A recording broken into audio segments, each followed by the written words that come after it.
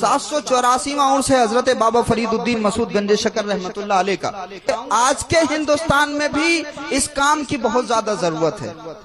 और पता है हजरत इमाम हसन मुश्तबा ने क्या किया था, उनका सबसे बड़ा कारनामा क्या है, जिसके बारे में हुजूर ने फरमाया था कि हसन दो मुसलमानों के गिरोहों के दरमियान सुलह करवाएगा। हजरत इमाम हसन मुश्तबा ने सुलह करवाई। वही रिवायत बुजुर्गों के यहाँ चली, हमारे सूफिया भी सुलह कराया करते थे। हजरत बाबा फरीद के इस वाकये से आप अंदाजा लगा सकते हैं कि शेखुल इस्लाम वल मुस्लिमीन हजरत बाबा फरीद को जब किसी ने कैंची दी तो सरकार बाबा फरीद ने फरमाया कि मियाँ हमें कैंची मत दो, हमें तो सुई धागा दो, क्योंकि हम काटने का काम नहीं करते, हम जोड़ने का काम करते हैं। इसलिए जब देश को जोड़ने की बात आए, समाज को जोड़ने की बात आए, तो बाबा फरीद का मानने वाला सबसे आगे होना चाहिए। हमारे गैर मुस्लिम भाई भी प्रोग्राम में कहीं ना कहीं से शरीक होते हैं, प्रशासन के लोग भी इसको देख रहे हैं। मैं आपको बता दूं कि अगर इस्लाम आपको समझना है तो किसी आतंकवाद, किसी दहशतगर्द की दहशतगर्दी में मत देखिए, इन सूफिया के अमल में देखिए, बुजुर्गान दीन की जिंदगियों में देखिए।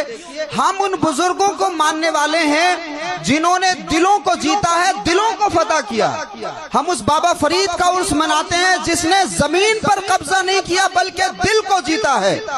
इसलिए हम सुलह कराने वाले, लोगों में शांति फैलाने वाले, देश में एकता कायम करने वाले, अखंडता और भाईचारे को मजबूत करने वाले सूफिया को हम मानते हैं। उन बुजुर्गान दीन का हम उर्स मनाते हैं।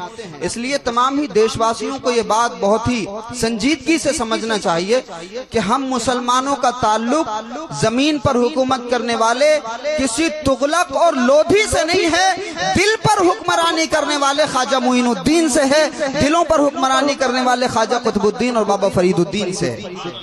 इसीलिए हम किसी बादशाह के नाम का उर्स नहीं मनाते, हजरत सैयद अमीरुल्लाह शाह का उर्स मनाते हैं।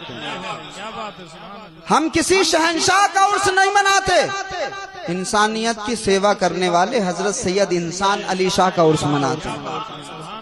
हम किसी बादशाह का जश्न नहीं मनाते, लोगों की सेवा करने वाले हजरत बाबा ताजुद्दीन का उर्स मनाते हैं।